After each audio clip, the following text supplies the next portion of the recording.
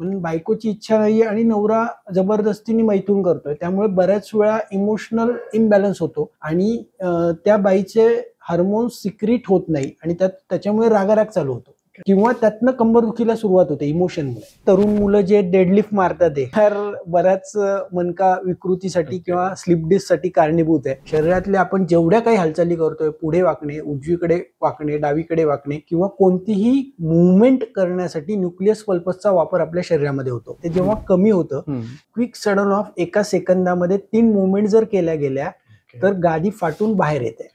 तर कधी कधी सायटिका आणि मलावष्टंभ, पोट साफ न होणं, सायटिका आणि ऍसिडिटीचा त्रास, सायटिका आणि मूत्राशमरी, मूतखडा.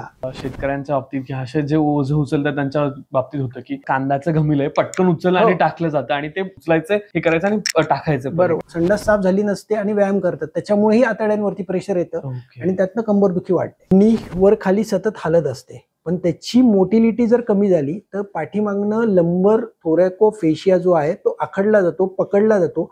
मग ही ट्रीटमेंट ॲलोपॅथीमध्ये देत नाही. बऱ्याच वेळा सोप्यावरती पाय वरती असतात, कॉम्प्युटर पोटावरती घेऊन झोपून काम चाललेलं असतं. बऱ्याच वेळा खाली वाकून बऱ्याच काम चाललेलं असतं, कारण घरातले टिपॉय असतात, त्या टिपॉयवर बसून काम चाललेलं असतं आणि त्याच्यामुळे मान अवघडते. किंवा पोझिशन पण अशी कर्ल मध्ये असते बसली, म्हणजे पाय असे थोडे वर घेऊन आपण तसंही बसतोय. आणि मग त्या लोकांना बेबी पण प्लॅन करायचंय पण मणक्याचे पण त्रास आहेत, पण त्या लोकांनी ऑपरेशन करावं की मॅन्युअल थेरपीला जावं किंवा मणक्याचा त्रास असताना बेबी प्लॅन करता येतो का? हे तर एक लक्षात घ्या, ऑपरेशन म्हणजेच मणक्याचा आजार बरा होतो का, तर हा पहिला प्रश्न माझा नाही. मेहुणे आणि मेहुण्यांचे पाहुणे, पण हेच पाहुण्याची माहिती सांगत नाही, ती गोराबेल्स पॉडकास्टवर असतेच असते. नमस्कार मंडळी, मी ऋषिकेश, तुमचं स्वागत आहे गोराबेल्स पॉडकास्टवर. खरं तर मला माहिती आहे की आपण सगळेच ना, माझी कंबर दुखतीये किंवा मला थोडंसं पाठीचं काहीतरी दुखणं आहे असं म्हणत असतो. कधीतरी एकदा, कधीतरी खूप वेळेस, की आपल्या घरामध्ये आई, आजी, मावशा ह्या गोष्टी सारखे सांगत असतात. पण नेमकं हे का होतंय, ह्याचं दुखण्यामागची काय कारणं आहेत आणि हे दुखणं आपण कसं बरं करू शकतो, की याला ऑपरेशनच करायला हवं की काही साध्या उपायांमध्ये की चांगल्या थेरपी घेऊन सुद्धा आपण ह्या गोष्टी रिकव्हर करू शकतो, हेच आपण आज जाणून घेणार आहोत भंडारी सरांकडून. सर नमस्कार. नमस्कार. तुमचं स्वागत आहे भंडारी सर आमच्या पॉडकास्टमध्ये. जसं मी आता इंट्रोड्यूस केलं तसं आम्हाला आज सगळी डिटेल माहिती हवी आहे की का दुखतं पासून ते कसं थांबवलं गेलं पाहिजे. बरोबर, करूयात सुरुवात? Yes sir. आता सगळ्यात पहिला हाच प्रश्न आहे की कंबर का दुखते किंवा कंबर दुखणं म्हणजे काय असतं? कारण बऱ्याच असं होतं ना, कुठेतरी छोटंसं असं वाटतं आणि सगळेच म्हणतात अरे आज खूप कंबर दुखतीये माझी. कंबर दुखणं हे जे बघितलं तर बऱ्याच वेळा आपल्या आयुष्यात बऱ्याच लोकांमध्ये एकदा किंवा दोनदा कंबर ही दुखते. काही लोकांची कंबर ही दीर्घकाळ दुखते, काही लोकांची कंबर ही दुखते आणि थांबते.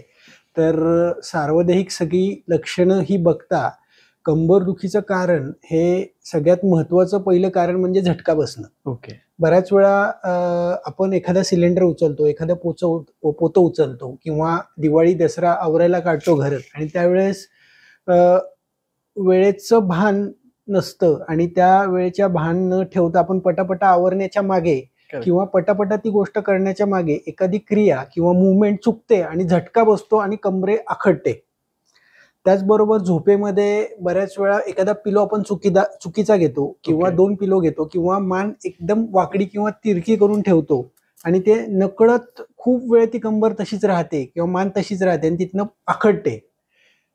तिसरं कारण आहे आपण बाईक चालवतो. बाईक चालवत असताना बऱ्याच वेळा बाईकचा प्रवास हा दीर्घकाळ आणि झटके बसणं किंवा खड्ड्यातनं गाडी घालणं आणि त्यातनं झटका बसून कंबरची गादी खाली सरकणं हा एक प्रकार आता समाजात खूप बघायला मिळतो. त्याचबरोबर शेतकरी वर्ग जो आहे आपला, त्या वर्गामध्ये नवीनच जे नुकतेच कामाला लागलेले शेतकऱ्यांची मुलं जी आहेत की ती अतिसाहस काहीतरी करायला जातात आणि वडिलांपेक्षा मी कसं चांगलं काम करतोय हे ह्या भानगडीमध्ये बऱ्याच वेळा ती कंबरलेवरती ताण येतो आणि कुठेतरी उचलताना किंवा कुठली गोष्ट ठेवताना झटका बसतो.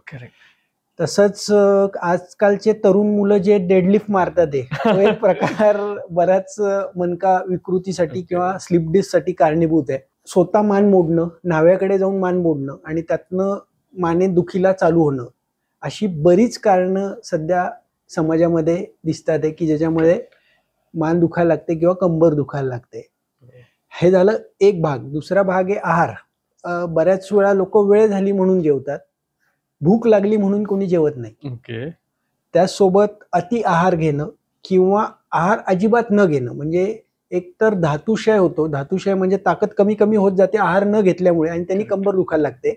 आणि आहार अति घेऊन आम तयार होतो आणि आमजन्य विकृती. आम म्हणजे काय, तर न पचलेलं अन्न तसेच तसं आतड्यात पडून राहतं आणि त्यामुळे ताप येतो बारीक आणि कंबर आखडते, हात लावला तरी दुखते. धातुक्षयजन्य म्हणजे काय, तर जिथे आपल्याला कंबर दाबल्यानंतर किंवा मान दाबल्यानंतर बरं वाटतं, हे म्हणजे धातुक्षयजन्य. तसंच अति पाणी पिल्यामुळे कंबर दुखते, मान दुखते, हे एक मोठं कारण आहे. संडासला लागलीये पण आपण संडासला जात नाहीये, हे पिंढऱ्या दुखण्याचं आणि कंबर दुखायचं मोठं कारण आहे. म्हणजे अशी बरीच कारणं आहेत. ते डिफरन्शियल डायग्नोसिस करणं डॉक्टरकडनं खूप गरजेचं आहे. कंबर दुखते म्हणजे नेमका पाठीचा जो कणा आहे तो दुखतो, आपण म्हणतो, त्याचा मणका आहे तो दुखतो असं आपण म्हणतो. बरोबर, तोच दुखला जातो. आपला जो मणका आहे त्याचं काय महत्व आहे आणि तो कसा काम करतोय? एक लक्षात घ्या, आपण जर सगळे पाळीव प्राणी बघितले, गाय बघितली, म्हैस बघितली, कुत्रा बघितला, बैल बघितला, हत्ती बघितला, तर यांचे मणके हे आडवे. करेक्ट. आपला मणका हा सरळ आहे. का सरळ आहे, तर आपण माकडाचे वंशज आहोत आणि माकडाचे वंशज होत होत होत इव्हॉल्युशन होत होत आपला मणका हा सरळ झाला, स्ट्रेट झाला आणि त्यातनं आपल्या बुद्धीचा विकास झाला. बरोबर. मणक्याच्या भोवताली जर तुम्ही बघितलं तर मज्जातंतू आहेत आणि ते मज्जातंतू म्हणजे नर्वस सिस्टीम आहे. That nervous system is help to improve our all functions. यामध्ये आपले सगळे फंक्शन्स जे आहेत, आपली बुद्धी जी आहे, आपले सगळी सेन्सेस जे आहेत, कर्मेंद्रिय आणि ज्ञानेंद्रिय. ज्ञानेंद्रिय म्हणजे काय, तर आपले श्वास आपण जो घेतोय त्याच्यामध्ये वास येणं, स्पर्श समजणं, चव समजणं, डोळ्यांनी बघणं, ह्या सगळी इंद्रियांची कामं ही नर्वस सिस्टीम करते. आणि या नर्वस सिस्टीमला कशात ठेवलंय, तर पाठीच्या मणक्याच्या मध्ये ठेवलेलं आहे. त्यामुळे कुठल्याही हालचाली आपण ज्या इझिली करतोय, उठणं, बसणं, झोपणं, चालणं, या सगळ्या हालचाली करत असताना मणका जो आहे आपला तो विशिष्ट कार्य करत असतो की जो आपल्याला लिव्हरेज देत असतो. जसं वाकणं आहे, जसं काही उचलणं आहे, एखादी गोष्ट ठेवणं आहे. जर त्याच्यामध्ये चकतीमध्ये न्यूक्लियस पल्पस नसता तर आपण मुवमेंटच करता आली नसती, रोबोट झालो असतो. म्हणून हे मणका जो आहे तो खूप महत्वाचा दोन गोष्टींनी आहे. एक म्हणजे बुद्धीचा विकास आणि दुसरं म्हणजे हालचाली. आता जर न्यूक्लियस पल्पस जे तुम्ही नाव घेतलं ते एक्झॅक्टली काय असतं? एक लक्षात घ्या, आपल्या मणक्यामध्ये 33 मणके आहेत. 33 मणके हे सर्वायकलचे 7 मणके, मानेचे 7 मणके, थोरॅसिक 12, लंबर 5, सॅक्रम 4 आणि कॉकिक्स 4 असे टोटल 33 मणके आपल्या शरीरामध्ये आहेत. तर प्रत्येक मणक्याच्या मध्ये एक पाण्याची गादी आहे. ओके. आणि त्या गादीच्या मध्यभागी हे पिवळ्या रंगाचं जे दिसतंय that is the nucleus pulposus. Okay. Nucleus pulposus हे 80% भाग हा जेली सारखं काम करतो आणि 20% भाग त्याच्यामध्ये पाणी आहे. आणि त्याच्या भोवताली ॲन्युलस फायबर आहे ज्याच्यामध्ये 80% पाणी आहे. हा न्यूक्लियस पल्पस आपल्या सगळ्या हालचाली करण्यासाठी, शरीरातल्या आपण जेवढ्या काही हालचाली करतोय, पुढे वाकणे, उजवीकडे वाकणे, डावीकडे वाकणे किंवा कोणतीही मुवमेंट करण्यासाठी न्यूक्लियस पल्पसचा वापर आपल्या शरीरामध्ये होतो. आणि हे जर स्ट्रक्चर कमी झालं, न्यूक्लियस पल्पस हा बाहेर आला, तर पहिल्या डिग्रीमध्ये पेशंटला दुखायला लागतं. जसं की इथे दिसतंय बघा, लाल रंगाचं हे बाहेर आलेलं आहे. ओके. का हे बाहेर येण्याचं कारण आहे, 2 मणक्यातलं अंतर कमी होतं आणि ते पाणी कमी होतं. ओके. अँड दॅट न्यूक्लियस पल्पस जेव्हा बाहेर येतो तेव्हा पेशंटला दुखायला लागतं, सायटिकाचा त्रास हा चालू होतो. म्हणून न्यूक्लियस पल्पस योग्य प्रमाणात असणं हे खूप गरजेचं आहे. आणि त्याचबरोबर ते पाणी जर व्यवस्थित असेल, आपण रात्री झोपतो, झोपल्यानंतर सगळे आपले व्हर्टेब्रल सेगमेंट हे परत रिअलाइन होतात. ओके. ऑटोमॅटिक. कारण त्यावेळेस 2 मणक्यातलं अंतर वाढतं आपण झोपल्यामुळे. आपण दिवसभर उभे आहोत, ग्रॅव्हिटी खाली जाते, 2 मणक्यातलं अंतर हे कमी होत जातं. निसर्गतः हे देवानी झोपणं त्यासाठी पण महत्वाचं आहे. जे लोक झोपत नाहीयेत त्यांच्यामध्ये न्यूक्लियस पल्पसचं प्रमाण हे कमी होत जातं. आता जसं तुम्ही झोपण्यावर आलात तर त्याच्याबद्दल मला एक क्विक क्वेश्चन विचारायचं सर, की झोपताना पण बघा ना, आपण आजकाल सरळ झोपत नाहीयेत किंवा थोडंसं बेंड होऊन झोपतायत, एका अंगावर झोपलं जात आहे आणि त्या लोकांना असं जाणवतं की कुठेतरी कंबरमध्ये किंवा मणक्यामध्ये थोडंसं पेन आहे, मग ते उशी घेतायत मागे झोपताना किंवा लोड असतो तो मागे लावतायत. बरोबर. आणि हे का जाणवतंय, मग या लोकांनी काय केलं पाहिजे? एक लक्षात घ्या, पाठीवर झोपतो तो योगी, असं एक संस्कृतमध्ये श्लोक आहे. पाठीवर झोपतो तो योगी, डाव्या कुशीवर झोपतो तो निरोगी, उजव्या कुशीवर झोपतो तो रोगी आणि पोटावर झोपतो तो भोगी. तर नेहमी पाठीवरती झोपावं. पाठीवरती झोपल्यानंतर काय होतं, आपले सगळे सेगमेंट जे आहेत, व्हर्टेब्रल सेगमेंटचा जो एस कर्व आहे तो एक तर पहिला नॉर्मल राहतो. यामध्ये बऱ्याच वेळा पाठीवर झोपताना बऱ्याच लोकांना प्रश्न पडतो, आता उशी घ्यायची का नाही घ्यायची. तर उशी ही तुमच्या 4 बोटांनी एवढी पाहिजे. प्रत्येकाची 4 बोटाची हाईट वेगळी आहे. करेक्ट. तर आता मग सध्या मेमरी फोमच्या उशीज मिळतात मार्केटमध्ये, की ज्या तुमच्या मानेच्या वजनानुसार खालीवर जातात. करेक्ट. त्याचबरोबर कापसाची उशी वापरणार असाल तर कापसाची उशी दर 2 ते 3 वर्षांनी त्यात कापूस भरून घ्यावा. लोक नाही तर 10-10, 12-12 वर्ष एकच उशी वापरतात. तो कापूस खाली जातो आणि मान ही खड्ड्यात जाते आणि खड्ड्यात गेल्यामुळे मानेचा कव नष्ट होतो. त्याला म्हणतात लॉस ऑफ लॉर्डोसिस, कव नष्ट होणे. त्याचबरोबर गादी जी आहे ती तुमची शक्यतो मेमरी फोम किंवा 4 mm ते 6 mm पर्यंतची तुमची गादी असावी आणि झोपताना नेहमी पाठीवर किंवा डाव्या कुशीवर झोपावं. डाव्या कुशीवर झोपत असताना दोन्ही गुडघे हे थोडे दुमडले पाहिजेत. असं नाही की पूर्ण तुम्ही एकच तर डाव्या कुशीवर पूर्ण झोपायचे, पाय स्ट्रेट हवेत, असं काही नाहीये. डाव्या कुशीवर झोपत असाल तर पाय थोडेसे दुमडा, जेणेकरून चयापचय क्रियेला वेळ मिळतो, इंटेस्टाईनच्या मोबिलिटीज वाढतात. उजव्या कुशीवर माणूस झोपला, सगळं प्रेशर पोटावरती येतं आणि त्यामुळे अन्न पचनाला बाधा येते आणि त्याचबरोबर इंटेस्टाईनच्या मुवमेंट व्हायला बाधा येते. आपण शहरी भागापेक्षा खेडे भागामध्ये जाऊयात. तिकडे जनरली ना असं म्हणतात की मणका सरकलाय किंवा मणक्याची गादी काळी पडली आहे. मग तो एक काय प्रकार आहे? जेव्हा 2 मणक्यांमधलं अंतर कमी होतं, जसं मी आता तुम्हाला हे दाखवलं, 2 मणक्यातलं अंतर जे आहे ते जेव्हा कमी होतं तेव्हा गादी ही उजव्या साईडनी किंवा डाव्या साईडनी बाहेर पडते. ओके. अख्खी अख्खी अख्खी म्हणजे कसं, जेवढा झटका बसेल तेवढ्या प्रमाणात. समजा 10% झटका बसलाय तर 10% ऑफ न्यूक्लियस पल्पस कम आउटसाइड. 20% झटका बसलाय तर तेवढे गादी, म्हणजे ह्याच्या 5 ग्रेडेशन्स आहेत. 5 ग्रेड, कारण ह्याच्या भोवताली लॉन्जिट्युडनल लिगामेंट्स आहेत. करेक्ट. दॅट लॉन्जिट्युडनल लिगामेंट्स आणि व्हाईट ड्युरा मॅटर आहे की जे गादीला बाहेर पडून देत नाही. करेक्ट. पण जर झटका जोरात बसला, क्विक सडन ऑफ एका सेकंदामध्ये 3 मुवमेंट जर केल्या गेल्या तर गादी फाटून बाहेर येते. आणि गादी फाटून बाहेर आल्यानंतर तुम्ही बघितलं तर हे बघा, हा सेकंड टप्प्यामध्ये ही गादी बाहेर आली आणि ही थर्ड टप्प्यामध्ये गादी जी आहे ती या पद्धतीने इथनं बाहेर येते आणि ती बाहेर आल्यानंतर पहिल्या टप्प्यामध्ये पेशंटला पेन खूप असतं. 24 तास ते 72 तास पेन असतं. त्याच्यामध्ये पेशंटला बसता येत नाही, उठता येत नाही. पेशंट अक्षरशः म्हणजे रोबोटिक सारखा असा उठतो. आणि रोबोटिक सारखा म्हणजे एकदम कडक पकडून ठेवल्यासारखं स्पाझम असतो पूर्ण. मग त्या काळामध्ये पेशंटनी 4-5 दिवस जर रेस्ट केली तर ती गादी ऑटोमॅटिक आत जाते. एक लक्षात घ्या, मी तुम्हाला जे मगाशी म्हटलं, न्यूक्लियस पल्पसच्या बाजूला अॅन्युलस फायबर आहे. अॅन्युलस फायबरचंच काम आहे की आतमध्ये गाडीला ओढून घेणं. गादी ऑटोमॅटिक आत जाते. पहिल्या स्टेजमध्ये जर कमी झटका बसलाय, दुखापत कमी झालेली आहे तर गादी पूर्ण आत जाते. पण गादी ही अॅन्युलस फायबरच्या टोकावरती जर आली, शेवटच्या टप्प्यामध्ये आली, तर बऱ्याच पेशंटमध्ये सकाळी उठल्या उठल्या कंबर आखडते. आणि तो पेशंट स्वतःहून सांगतो की माझी कंबर सकाळी आखडली, मला दिवसभर काही त्रास होत नाही, पण रोज सकाळी उठलो मी की माझी कंबर अर्धा तास आखडते.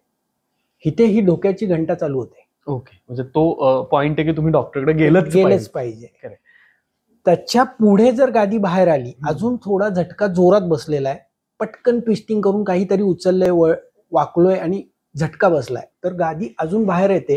आणि ती गादी 2 टप्प्यात त्या स्टेजमध्ये बाहेर येते. एक तर लॅटरल बाजूनी बाहेर येते, सेंट्रोलो लॅटरली आणि सेंटरो पोस्टेरियरली. सेंटरो म्हणजे मधल्या बाजूने उजव्या साईडने किंवा डाव्या साईडने बाहेर येते. उजव्या साईडने बाहेर आले तर उजव्या साईडच्या पायाला मुंग्या येतात. डाव्या साईडनी बाहेर आली तर डाव्या साईडला मुंग्या येतील. ह्या मुंग्या येत असताना त्या मुंग्या जर मधनं गादी बाहेर आली तर कधी मुंग्या येतात, कधी येत नाही. आणि तीच जर सेंट्रो पोस्टेरियरली आली तर कंटिन्युअस 24/7 मुंग्या असतात. आणि याचं पण टिपिकल आहे, म्हणजे L3, L4 मधनं गादी जर बाहेर आली तर पेशंटच्या फक्त मांडीला मुंग्या येतात, मांडी दुखते. L4, L5 मधनं गादी बाहेर आली तर फक्त पिंडरीचा 1/3 पार्ट दुखतो आणि तिथे मुंग्या येतात. L5, S1 मधनं पिंडरीची मागची बाजू आणि S1, S2 मधनं पिंडरीची मागच्या बाजूला फक्त मुंग्या येतात. L5 आणि L किंवा S1, S2 हे नेमकं काय आहे? पाठीमागे जर तुम्ही बघितलं, मणक्याच्या शेवटच्या टप्प्यामध्ये लंबरचे 5 वर्टेब्रे आहेत आणि मॅक्झिमम लोकांची डिस्क L5, S1 मधनच बाहेर येते खूप, कारण तिथे मोबिलिटी जास्त आहे. आज आपण वागतोय किंवा कुठलीही मुवमेंट करताना तुम्ही जे वागताय ते वाकण्याचं काम L4, L5, L5, S1 मधनं आहे. मग त्याला जास्त मोबिलिटी आहे. तर तिथनं गादी बाहेर यायचा प्रकारही तेवढाच जास्त आहे. तुम्ही L3 L4 ला बघितलं तर तेवढी मुवमेंट नाहीये. L2 L1 ला कमी आहे आणि थोरॅसिकला त्याच्यापेक्षा कमी. सर्वायकल C7 आज मानेच्या जी हालचाल आपण करतोय बघा तुम्ही, हिथनं आपण मानेसारखं एवढं नाही हलवत. थोरॅसिकचा मधला जो पाठीचा कणा आहे तो त्याला एक विशिष्ट मुवमेंट आहे, रिस्ट्रिक्टेड मुवमेंट. पण मान बघा आपण उजवीकडे, डावीकडे, वर, खाली ही जी हलवतोय ती C6 C7 मुळे जास्त हलवतोय. मग तिथनं गादी बाहेर यायचा चान्सेस हे जास्त आहेत. मग ह्याच मध्ये जेव्हा गादी बाहेर येते, मी तुम्हाला म्हटलं की सेकंड स्टेजमध्ये मॉर्निंग स्टिफनेस, थर्ड स्टेजमध्ये मुंग्या कधीतरी, फोर्थ स्टेजमध्ये पेशंटचा पाय हा बधीर व्हायला लागतो. आणि पेशंट तिथे गाफील राहतात, डॉक्टरकडे जात नाही कारण तिथे पेन नसतं, मुंग्या नसतात, बधीरता आहे फक्त मला दुसरं काही होत नाही. 5व्या स्टेजमध्ये पाय डायरेक्ट फुट ड्रॉप होतो, जिथं पायातली चप्पल निसटते आणि पायातली बोटं जी आहेत ही जी वरती येतात ती वरतीच बोटं येत नाही, बोटही हलत नाही. मग पेशंट डॉक्टरकडे जातो, ऑपरेशनचा सल्ला दिला जातो. मग असंच वेगवेगळे प्रयोग पेशंट लोक करतात आणि मग बऱ्याच वेळा फुट ड्रॉप जो आहे ऑपरेशन करूनही बरा होत नाही, असं बऱ्याच वेळा मला बघायला मिळालंय. मग सायटिका जो प्रकार आहे आता जो नवीन येतो तो यामध्येच मोडतो की सायटिकामध्ये अजून काही वेगळ्या गोष्टी ऍड ऑन असतात? सायटिका म्हणजे काय तर सायटिक नर्व पिंचिंग. सायटिक नर्व ही L4 L5 S1 S2 मधनं गेलेली नर्व आहे. ती जेव्हा पिंच होते, ती जेव्हा अडकते त्याला म्हणायचं सायटिका. तिचं दुखणं जे आहे ते पाठीच्या कण्यापासून, मेरुदंडापासून ते डायरेक्ट पायाच्या बोटांपर्यंत पाय दुखणं, जड वाटणं, बधीर वाटणं, मुंग्या येणं, 2 पावलंही चालू न शकणं, 50 पावलं 100 पावलांच्या पुढे चालता न येणं, ही वेगवेगळी लक्षणं वेगवेगळ्या पेशंटमध्ये दिसतात. आणि सायटिका बरोबरच बऱ्याच वेळा 3-4 आजारही पेशंटमध्ये दिसतात. म्हणजे एक लक्षात घ्या, नुसतं सायटिका म्हणून पेशंट येत नाही, तर कधी कधी सायटिका आणि मलावष्टंभ, पोट साफ न होणं, सायटिका आणि ऍसिडिटीचा त्रास, सायटिका आणि मूत्राशमरी, मूतखडा, सायटिका आणि कधी कधी ट्युमर्स असतात, सायटिका आणि कॅन्सरचे काही पेशंट्स असतात. म्हणजे वेगवेगळे खूप प्रकार त्याच्यामध्ये आहेत. बऱ्याच वेळा सायटिका आणि झिजणं, degenerative changes in the spine, अशी लक्षणं पेशंटमध्ये बघायला मिळतात. आणि प्युअरली काही पेशंटमध्ये सायटिका. मग सायटिका सोबत कधी कधी ऑर्गन इम्बॅलन्स, म्हणजे लिव्हर इम्बॅलन्स आहे, किडनीज इम्बॅलन्स आहे, तिथले लिगामेंट टाईट झालेत, स्प्लीनचे लिगामेंट टाईट झालेत, कार्डियक स्पिंक्टरचे लिगामेंट टाईट झालेत आणि त्याच्यामुळे पण सायटिकाचा त्रास. म्हणजे असे वेगवेगळी लक्षणं पेशंटमध्ये बघायला मिळतात. आता जसं तुम्ही मल साफ होत नाही असं बोललात, तर बऱ्याचदा हे जाणवतं की बऱ्याच लोकांकडून ऐकायला मिळतं की माझी कंबर दुखते आणि मग मला मल होत नाहीये किंवा मला व्यवस्थित होत नाही, पोट साफ होत नाही मला व्यवस्थित. मग त्याचा काही कनेक्शन आहे का आणि कसं?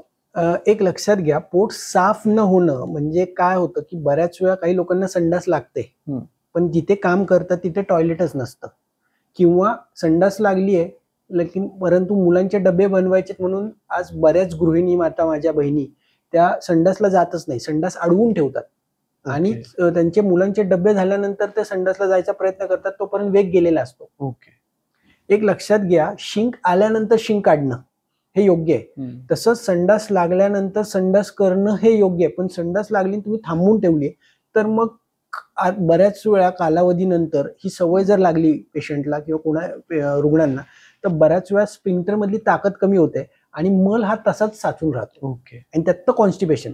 मग कॉन्स्टिपेशन, माझं पोट साफ झालं की माझी कंबर थांबते, असे जे रुग्ण आहेत त्यांनी भले मग त्रिफळ चूर्ण सारखं औषध किंवा गंधर्व हरितकी सारखं औषध, पंचसकार चूर्ण, इसबगोल सारखं औषध हे वैद्यकीय सल्ल्याने आठवड्यातनं 2 दिवस 3 दिवस रात्री झोपताना घ्यावं, म्हणजे जेणेकरून त्यांचं पोट जर साफ झालं तर ती कंबरदुखी घरच्या घरी बंद होते. त्याला कुठल्याही डॉक्टरकडे जायची गरज नाहीये. म्हणजे साधे काळे मनुके तुम्ही खाल्ले, 2 सुके अंजीर, 10 काळे मनुके जर रात्री झोपताना खाल्ले तर तो मल हा बाहेर पडतो. फक्त त्यात एक गोष्ट महत्वाची लक्षात घ्यायची की संडासला लागला, संडासला जायचंय, संडास अडवून ठेवायची नाही, म्हणजे तो त्रास पुढे वाढणार नाही. बरोबर. पण आता जसं आपली जीवनशैली थोडीशी बदलत चालली, थोडीशी म्हणण्यापेक्षा बऱ्यापैकी बदलत चालली, दिवस बसून काम आलेत किंवा कंटिन्यू आपण स्क्रीन समोर अशा आणि अशा पोझिशन मध्ये बघतोय, आणि या लोकांमध्ये पण म्हणजे आता जवळपास मी बघतोय 25 ते 40 या लोकांमध्ये पण मणक्याचे खूप त्रास जाणवतात किंवा खूप प्रकार जाणवतात. मग त्यांनी ते जाणू नये म्हणून काय काळजी घेतली पाहिजे एकतर, आणि ते इतक्या लवकर का जाणवत आहेत? एक लक्षात घ्या, वर्कोलिक जीवन आता सगळ्यांचं झालंय. सगळे लोक अंडर स्ट्रेस पण बरेच वेळा काम करतात आणि काही लोक पैसे मिळवायचेत म्हणून काम करतात. पॅशन नसतं पण पैसे मिळवायचे.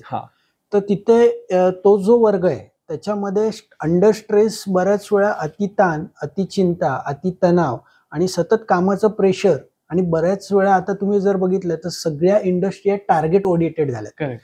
जो तो कंपनीमध्ये टार्गेट देतोय, तू एवढं काम केलंच पाहिजे, बरोबर.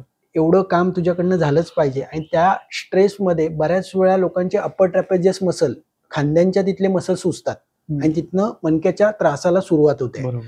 तसंच जसे कॉम्प्युटरवरती काम करणारे माझे मित्रमंडळी आहेत ते बऱ्याच वेळा 6-6 तास, 8 तास, 12 तास आणि ते वर्क फ्रॉम होम जो प्रकार आहे आता तो फार विचित्र प्रकार आहे. लोक 17 तास आणि 18 तास त्याच्यावरती बसतात. ते लोक अंडर बसून बसून त्यांचे एक तर घरी बेसिकली जे लोक वर्क फ्रॉम होम काम करणार आहेत, तुमचा कॉम्प्युटर, तुमचा लॅपटॉप हा विशिष्ट टेबल आणि विशिष्ट खुर्चीवर बसून करा. बऱ्याच वेळा मी बघतो की गादीवरती झोपून आरामशीर लोक काही बऱ्याच वेळा करतात आणि त्यामध्ये काय होतं, 1-1, 2-2, 3-3 तास एकाच पोझिशन मध्ये चुकीचं बसतात. बऱ्याच वेळा सोप्यावरती पाय वरती असतात, कॉम्प्युटर पोटावरती घेऊन झोपून काम चाललेलं असतं. बऱ्याच वेळा खाली वाकून बऱ्याच काम चाललेलं असतं, कारण घरातले टिपॉय असतात, त्या टिपॉयवर बसून काम चाललेलं असतं आणि त्याच्यामुळे मान अवघडते. किंवा पोझिशन पण अशी मध्ये असते बसली, म्हणजे पाय असे थोडे वर घेऊन आपण तसंही बसतोय आणि ते चालू असतं. त्याच्यात आपण पोझिशन बघतच आहे मणक्याची किती कर आहे किंवा काय. तिसरं गोष्ट जी आहे ती महत्वाची म्हणजे 1 तास बसल्यानंतर कंपल्सरी उठायचं आहे आणि 1 तासानंतर 3 ते 4 मिनिटं चाला आणि मग परत बसा, म्हणजे तुमचा मणक्याचा त्रास हा वाढणार नाहीये. जे लोक वर्क फ्रॉम सिटिंग आहे, जे लोक उभं राहून काम करतात, ते बऱ्याच वेळा मी काही कंपन्यांमध्ये लेक्चर द्यायला जातो. मोठ्या मोठ्या ज्या कंपन्या आहेत की ज्यांच्याकडे 400-500 लोक वर्कर्स आहेत, कमिन्स सारख्या कंपनीत माझे एक 7-8 पेशंट जे होते की त्यांना सगळ्यांनाच मणक्याचा त्रास होत होता. तर आम्ही सर्वे केला आणि ते सर्वे केल्यानंतर बघितलं की त्यांची मशीनचे पार्ट बनवल्यानंतर ते उचलून चुकीच्या अवस्थेत ते ठेवत होते. त्यांचा जो स्टँड होता तो त्यांच्या 3 मुवमेंट एकसाथ करत होता आणि 3 मुवमेंट केल्यामुळे प्रत्येक त्या मशीनवर जे लोक काम करत होते सगळ्यांना मणक्याचा त्रास होत होता. मग आम्ही त्यांना, त्या कंपनीतल्या व्यवस्थापकांना सांगितलं की तुम्ही असं नका करू, तुमची 2 मुवमेंट ते उचलून फक्त खाली ठेवा, विनाकारण तुम्ही तिसरी मुवमेंट त्यांना देऊ नका, त्याच्यामुळे रिस्ट्रिक्शन येते लंबर रिजनवर. मग हाही पार्ट आपण बघितला पाहिजे. जर कंपन्यातल्या लोकांमध्ये एकसारखं काम करत असताना 8-10 लोकांना जर तो त्रास होत असेल तर ती करण्याची पद्धत काहीतरी बदलली पाहिजे. आता जर तुम्ही 3 मुवमेंट म्हणालात, त्या कुठल्या 3 मुवमेंट असतात ज्याने रिस्ट्रिक्शन येतं?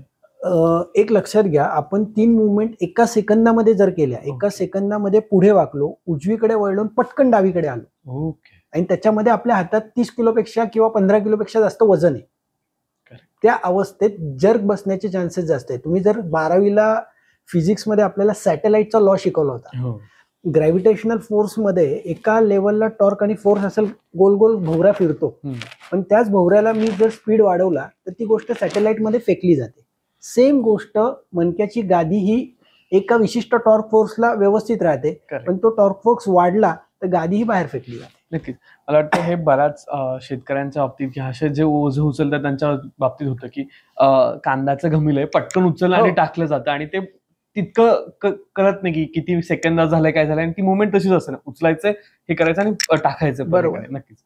पण आता हे सगळं होऊ नये म्हणून मणक्याची काही बेसिक काळजी तुम्ही घेतली पाहिजे का, की जेणेकरून ह्या सगळ्या गोष्टी टाळता येतील? या गोष्टीचा विचार सर्वांनी केला पाहिजे. पहिली गोष्ट, आपण कोणतीही मुवमेंट करत असताना सकाळी उठल्यापासून झोपेपर्यंत आपण किमान 500 ते 600 हालचाली करतो. करेक्ट.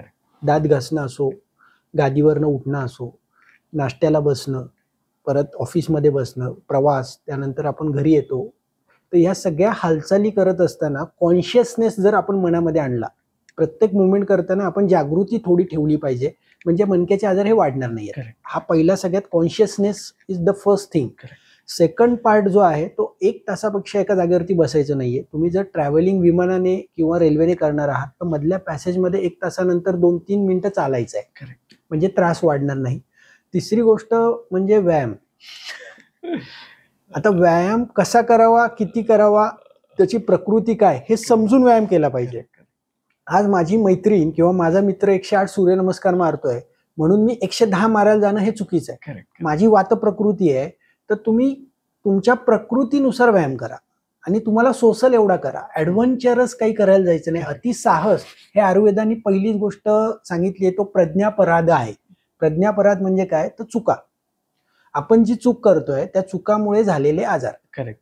तर व्यायाम करत असताना तुम्ही सूर्यनमस्कारांनी सुरुवात करा. आठवड्यातले 3 दिवस सूर्यनमस्कार करा. 3 दिवस सूर्यनमस्कार करत असताना 30 सेकंड टू 1 मिनिट एका आसन स्थितीमध्ये, एका पोझिशनमध्ये थांबलं पाहिजे. Correct. आज लोक पॉवर योगा करतात. पॉवर योगा म्हणजे फास्ट सूर्यनमस्कार मानणं. हे अत्यंत चुकीचं आहे. एक लक्षात घ्या, आज आपण सूर्यनमस्कारची जी प्रत्येक आसन स्थिती आहे, पोझिशन आहे, त्या आसन स्थितीमध्ये जर आपण थांबलो तर आपले हार्मोन सिक्रेट होणार आहेत. करेक्ट. पहिल्या आसन स्थितीमध्ये तुमचा नमस्कार आहे, तुम्ही कार्डियक स्पिंक्टर पाशी थांबवून स्ट्रेच करताय. सेकंड नमस्कारामध्ये उत्तानासन, उत्तानासनामध्ये तुम्ही लिव्हर, स्प्लीन चे लिगामेंट रिलीज होऊन तिथले हार्मोन्स रिलीज होतात. थर्ड पोझिशनला तुम्ही जेव्हा पाय पुढे घेताय आणि वरती बघताय त्यावेळेस तुमचे इंटरनल डिओडिनम आणि स्टमकचा भाग तुमचा लिगामेंट रिलीज करतो. तर सगळ्या पोझिशन्स ज्या सूर्यनमस्कार मधल्या आहेत त्या करत असताना प्रत्येक पोझिशनला थांबणं आणि ती मुवमेंट वाढवणं, वक्रता वाढवणं किंवा फ्लेक्शन एक्सटेन्शन वाढवणं हे तिथं गरजेचं आहे. असं नाही की पटापटा केलं ते वाटतं मग मनाला मी व्यायाम केले. आता व्यायाम आठवलं, जसं तुम्ही मगाशी पण म्हणालात की जिम मध्ये गेल्यानंतर आपण जे करतो डेडलिफ्ट किंवा दुसऱ्या गोष्टी त्याने पण मणक्याचे आजार वाढतात. पण डेडलिफ्ट करताना मग कुठली काळजी घेतली पाहिजे? एकतर का जिम केल्यामुळे जास्त मणक्याचे आजार वाढतात असे जाणवतं तुम्हाला? एक लक्षात घ्या, प्रत्येकाचं वजन वेगळं आहे, प्रत्येकाची क्षमता वेगळी आहे आणि प्रत्येक व्यक्ती सापेक्ष व्यायाम प्रकार हे वेगळे वेगळे. नक्कीच. बऱ्याच वेळा काय होतं की काही जणांमध्ये दिसायला एकदम माणूस तब्येतीने मोठा दिसतो पण तो सुजलेला असतो आणि त्याचे आतमधले बोन्स हे डिजनरेटिव्ह म्हणजे झिजलेले असतात. तर त्या काळामध्ये त्यांनी जर डेडलिफ्ट मारल्या तर तिथे बोन घसरतात आणि फ्रॅक्चरचे चान्सेस बरेच बघायला मला केसेस मिळाल्या. काही वर्ग असा आहे की एक कॉलेजमधले जे युवक आहेत बऱ्याच वेळा ते काही खातच नाही. शेक संस्कृती आता आली आहे. शेक म्हणजे वेगवेगळे ज्युसेस, दुधामध्ये फळं, दुधामध्ये चॉकलेट्स, दुधामध्ये पायनॅपल, दुधामध्ये बरीच कुठल्याही प्रकारचे मिल्कशेक्स, दिवसभर फक्त शेकच घ्यायचे आणि ते शेक घेतात आणि त्याच्यावर डेडलिफ्ट. म्हणजे एक लक्षात घ्या, तुम्ही डेडलिफ्ट मारणार आहात तर तुमचा आहार पण तसा पाहिजे. असं नकोय की नुसतं डेडलिफ्ट मारताय आणि आहार काहीच घेत नाही. करेक्ट. ट्रेनर व्यवस्थित पाहिजे. पहिल्या दिवशी तुम्ही पूर्ण आसन स्थितीत जाऊच नका. तुम्ही पहिल्या दिवशी पहिल्या 2 गोष्टी तिथं आणा, त्याच्यानंतर पुढच्या 1 आठवड्यानंतर 3ऱ्या स्टेजमध्ये या, त्याच्या पुढच्या आठवड्यानंतर 4थ्या स्टेजला. आजकाल काय झालंय की पहिल्याच दिवशी प्रत्येकाला त्या पोझिशन मध्ये आणायची इच्छा असते. पहिल्या दिवशी सगळ्यांना सुपर हिरो सारखं बॉडी बिल्डर व्हायचं ते होतच. आणि त्याच्यामध्ये पहिल्याच दिवशी लोक अति डेडलिफ्ट मारतात किंवा चुकीच्या अति डेडलिफ्ट मारणं आणि त्याच्यामुळे खूप मणक्याचे विकार वाढत चालले. त्याच्यामुळे एक पहिला तुम्ही यम नियम आसन हा पहिला पातंजलींनी सांगितलेला क्रम आहे. तर पहिला यम म्हणजे बाबा आपली दिनचर्या कशी असावी, आपली ऋतुचर्या कशी असावी, आपलं वागणं सदवृत्त पालन कसं असावं. नियम आपण स्वतःला काही डिसिप्लिन लावून घेतले पाहिजे की मी रोज सकाळी उठल्यानंतर मी बाबा पहिलं दात घासेल, ब्राह्मी मुहूर्त सकाळी उठेल, संडासला जाईल, त्याच्यानंतर व्यायाम प्रकार करेल. आज लोक संडास साफ झाली नसते आणि व्यायाम करतात, त्याच्यामुळेही आतड्यांवरती प्रेशर येतं आणि त्यातनं कंबरदुखी वाढते. त्यातूनही त्रास होतो कंबरदुखी. बरोबर. पण आता हे सगळं आपण जेव्हा बोलतोय त्यावेळेस पाठीचा जो कणा आहे किंवा मणका आहे त्याचे कुठले स्पेसिफिक आजार आहेत जे तुम्हाला प्रामुख्याने जाणवतात? की जसं आता मी म्हणलं की स्लिप डिस्क आहे किंवा सायटिक आहे, पण याच्या व्यतिरिक्त अजून कुठले आजार आहेत का आणि ते जाणवतात आपल्याला की प्रामुख्याने लोकांमध्ये दिसत आहेत? आता प्रामुख्याने डिस्क बल्ज हा बराच रुग्णांमध्ये दिसतो. डिस्क बल्ज म्हणजे गादी फाटून बाहेर येणं. त्याचबरोबर स्कोलिओसिस म्हणजे मणका वाकडा होणं. मणका वाकडा का होतो तर गादी जेव्हा बाहेर येते, अॅक्यूट कंडिशन असेल, ट्रॉमा असेल, किंवा ट्रॉमा म्हणजे एक लक्षात घ्या नेहमी ट्रॉमा म्हणजे पडणं किंवा ऍक्सिडेंट होणं नाही. आमच्या भाषेमध्ये मेडिकल लँग्वेजमध्ये ट्रॉमा म्हणजे झटका बसणं. झटका बसणं आणि कमरेच्या मणक्यावरती गादी बाहेर आल्यामुळे मणका तिरका होणं. बऱ्याच वेळा मणका उजवीकडे जातो, डावीकडे जातो किंवा कॉन्केव्ह कर्व निर्माण होतो, सी शेप मणका होतो.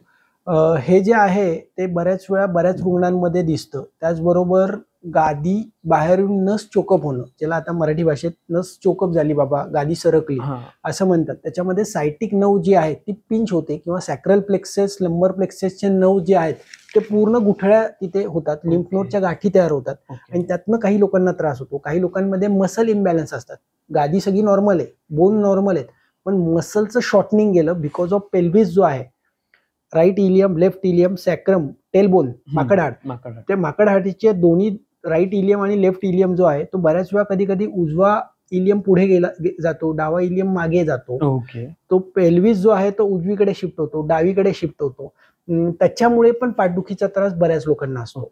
त्याचबरोबर मानेचा मणका हल्ला आणि त्यामुळे पण पाठदुखी असते. म्हणजे C1 C2 मिस अलाइन झाले त्यामुळे ते दुखणं खाली कमरेकडे जातं. कंबर हलते ते दुखणं कधी कधी मानेकडे जातं. हे डायग्नोज करणं डॉक्टरनी गरजेचं आहे अकॉर्डिंग टू पेशंट. त्याचबरोबर सायटिका, तुम्ही जसं मगाशी म्हटलात की सायटिकाचा आजार हा समाजात आता दिवसेंदिवस प्रचंड वाढत चाललाय बिकॉज ऑफ लोक व्यायामच करत नाहीये. आज लोकांना व्यायाम सांगितलं तर लोक म्हणतात गोळ्या द्या.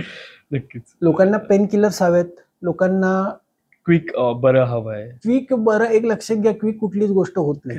झाडं लावल्यानंतर फळ येण्यासाठी तुम्हाला थांबावंच लागतं. असं नाहीये की तुम्ही आज झाड लावलं आणि उद्या मँगो आले. नाही होत, तसं होत नाही. तुम्हाला तुमच्या प्रकृतीसाठी, तुमच्या पुढच्या आयुष्यासाठी व्यायाम करणं हे खूप गरजेचं आहे. आणि व्यायामात मग तुम्ही वेगवेगळे प्रकारचे व्यायाम करा. कधी स्टँडिंग उभं राहून व्यायाम, कधी झोपून व्यायाम, कधी पोटावरचे, कधी पाठीवरचे, वेगवेगळ्या आसन स्थितीमध्ये कमीत कमी 7 ते 8 आसन स्थिती रोजची 5 मिनिटापर्यंत, 3 ते 5 मिनिटापर्यंत आसन स्थितीत थांबणं. तुम्हाला आवडेल ते जरी व्यायाम केले तुम्ही तर मणक्याचा आजार होत नाही. त्याचबरोबर स्लिप डिस्क, तुम्ही जे मगाशी म्हणलात, स्लिप डिस्कचाही प्रकार आता दिवसेंदिवस वाढत चाललाय आणि लोक माझ्याकडे 2 वेळा 3 वेळा ऑपरेट करून स्लिप डिस्कचे पेशंट येतात. आता मला त्याचं जायचं होतं की बऱ्याचदा असं होतं की स्लिप डिस्क आलं किंवा मणक्याचा पाठीचा आजार आला, आपण खूप चांगल्या हॉस्पिटलमध्ये गेलो तर आपल्याला एक महिनाभराच्या गोळ्या दिल्या जातात आणि सगळेच बोलतात की हे महिनाभर खाऊन बघा, नाही वाटलं तर पुन्हा येऊयात. मग त्याच्यानंतर आपण सिटी स्कॅन, MRI सगळं करायला लावतात आणि त्याच्यानंतर आपल्याला सांगतात की आता ऑपरेट केलं पाहिजे. बरोबर. या प्रोसेसला आपण कसं बघता एकतर आणि ही कशी थांबवू शकतो आपण? पहिली गोष्ट यामध्ये प्रामुख्याने आपण बघितली पाहिजे की कुठलाही मणक्याचा आजार किंवा कुठल्याही प्रकारची पाठदुखी, कंबरदुखी ही पेशंट सकाळी उठल्यापासून झोपेपर्यंत काय करतोय आणि काय केलंय त्याची हिस्ट्री घेतली गेली पाहिजे. आणि त्यासोबत त्याचा एक्सरे बघणं. एक्सरे आणि MRI या दोन्ही गोष्टी वेगळ्या आहेत. बऱ्याच वेळा लोकांना वाटतं की मी MRI केलेला आहे आणि काय एक्सरे परत करायचा आहे, हा प्रश्न बऱ्याच रुग्णांचा आमच्याकडे दवाखान्यात येतो. एक लक्षात घ्या, MRI मध्ये तुमची फक्त लॅटरल बाजू दिसते. लॅटरल बाजूने गादी किती बाहेर आली हे दिसते, पण रूट कॉज दिसत नाही. गादी बाहेर आली आहे आणि बाबा डिस्क बल्ज झालाय, डिस्क हर्निएशन झालंय, डिस्क पोट्रुजन झालंय, ऑस्टिओफाइट्स आलेले आहेत, degenerative changes in the spine आलेत, लिगामेंटम फ्लॅवम टिअर झालेला आहे, असं स्टिनोसिस झालेलं आहे. हे MRI मध्ये दिसतं, परंतु त्याचा रूट कॉज जो आहे तो दिसत नाही. त्याच्यासाठी एक्सरे स्टँडिंग उभं राहून अँटेरो, पोस्टेरियर आणि लॅटरल एक्सरे काढला तर सॅक्रमचा बेस समजतो की कुठे मिसअलाइन आहे. आणि त्याचबरोबर मणक्याचा एक्सरे घेत असताना नेहमी मानेचा आणि कमरेचा, जर मिड थोरॅसिक मध्ये दुखत असेल तर मिड थोरॅसिकचा, असे 3 एक्सरे घेतले गेले पाहिजेत. आणि ते एक्सरे घेतल्यानंतर 2 मणक्यातलं अंतर कसं आहे, स्पायनस प्रोसेसेस कशा आहेत, ऑब्च्युरेटर फोरामेनचे डायमीटर कसे आहेत, सॅक्रोइलिएक जॉईंट मधले डायमीटर कसे आहेत, हे सगळं बघणं हे खूप गरजेचं आहे. बऱ्याच वेळा ते न बघता लोक ऑपरेट करतात आणि ऑपरेट करून परत ती डिस्क बाहेर येते. मी थोडंसं तुमचं प्रश्न जो होता त्याला फार मोठ्या ह्यानी पुढे गेलो, पण आता परत थोडंसं मागे येतो मी. तर जे ऑपरेशन जे आहे ते ऑपरेशन करतात म्हणजे काय करतात, तर जी आलेली गादी आहे बाहेर ती गादी कट केली जाते. आणि ती गादी कट करण्याला डिस्टेक्टॉमी किंवा लॅमिनेक्टॉमी म्हटलं जातं. पण ती गादी कट जरी केली तर 2 मणक्यातलं जे अंतर इथे कमी झालेलं आहे ते अंतर तसंच राहतं. फक्त गादी कट केली तुम्ही, फक्त डिस्क वरती जे मणक्यावरती नववरती जे प्रेस येत होतं ते कट केलं, परंतु गादीतलं अंतर आज ॲलोपॅथी डॉक्टर वाढवू शकत नाहीयेत आणि त्याच्यामुळे 3-4 महिन्यांनी परत गादी बाहेर येते. म्हणजे माझ्याकडे आता कमीत कमी 2 वेळा, 3 वेळा, 4 वेळा ऑपरेट केलेले कमीत कमी एक 100-150 रुग्ण आहेत. तर एक लक्षात घ्या, ऑपरेशन म्हणजेच मणक्याचा आजार बरा होतो का, तर हा पहिला प्रश्न माझा नाही. ठीक आहे, 2-3% पेशंट ज्यांचे 2 वर्टेब्रल सेगमेंट मधलं अंतर नॉर्मल होतं आणि ऑपरेट केलेलं आहे तर तो पेशंट बरा होणार आहे 100%. परंतु ज्यांचं अंतर कमी झालंय किंवा मणका तिरका झालाय, एक लक्षात घ्या, मणका तिरका झालेला मणका तुमचा गादी कट केल्यामुळे सरळ नाही होत. आज लोक ऑपरेट करून येतात पण बऱ्याच वेळा त्यांचं स्ट्रक्चर वाकडं झालेलं असतं. तुम्ही रस्त्यावरने चालतानाही जर बघितलं, काही जणांची कंबर ही मागे आलेली असते, कंबर तिरकी झालेली असते, शोल्डरचा भाग उजवीकडे गेलाय, कंबर डावीकडे शिफ्ट झाली आहे, किंवा छातीचा भाग पुढे गेलाय, कंबर मागच्या साईडला आली. आज खेडेगावात आपण बघितलं तर हे स्ट्रक्चर बऱ्याच लोकांचं दिसतं. पण ते स्ट्रक्चर अंगावर काढतात लोक, आणि त्या कालांतराने परत ती कंबरदुखी चालू होते आफ्टर ऑपरेटिव्ह. कारण ऑपरेशन जरी लोकांनी वाचवता येतं, आणि ऑपरेशन वाचवण्यासाठी मॅन्युअल थेरपी ज्या आहेत त्याचा खूप चांगल्या प्रकारे उपयोग होतो. मॅन्युअल थेरपीज मध्ये काय येतं, म्हणजे काय असतं? मॅन्युअल थेरपीमध्ये कोणताही रुग्ण जेव्हा दवाखान्यात आला तर त्याला पहिली गोष्ट सगळ्या चारी बाजूने 6 फुटावरनं बघितलं जातं. उभं राहून स्टँडिंग मधनं त्याचे शोल्डर्स कसे आहेत, त्याच्या पेल्विस कसे आहेत, त्याचे गुडघे कसे आहेत, त्याची पावलं कशी आहेत, त्याची ग्रॅव्हिटी कशी आहे, तो कुठल्या साईडला झुकलाय, काय चांगलंय, काय बिघडलंय, हे दोन्ही बघितलं जातं. पण मग 6 फुटाहूनच का असं? 6 फुटावरनं आपला डॉमिनंट आहे म्हणजे प्रत्येक माणसाचा उजवा डोळा किंवा डावा डोळा हा डॉमिनंट असतो, आणि 6 फुटावरनं त्याला जर बघितलं गेलं तर त्याची ग्रॅव्हिटी समजते.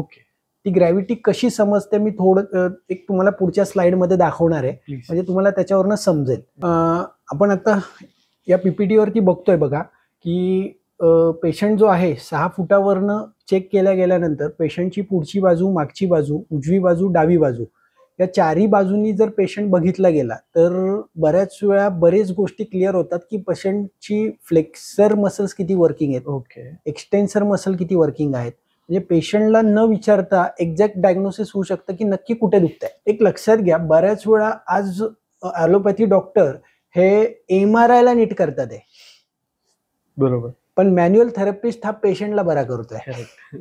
हे विनोदाने नका घेऊ, कारण ही जी गोष्ट आहे ती मला माझ्या अख्ख्या 19 वर्षाच्या प्रॅक्टिसमध्ये जाणवली. बऱ्याच वेळा पेशंटला क्लिनिकली एवढं चेक केलंच जात नाही की एक मणका चेक करणं आणि ॲक्युरेट माकड हाडापर्यंत चेक करत जाणं, आणि चेक केल्यानंतर आम्ही नर्वोस्कोप नावाचं हे US मशीन आहे, दिस इज द नर्वोस्कोप. हे आम्ही पाठीच्या पहिल्या मणक्यापासून ते माकड हाडापर्यंत लावत जातो, आणि एक्झॅक्ट आता 9चं टेम्परेचर किती आहे, दिस इज द 9 थर्मामीटर.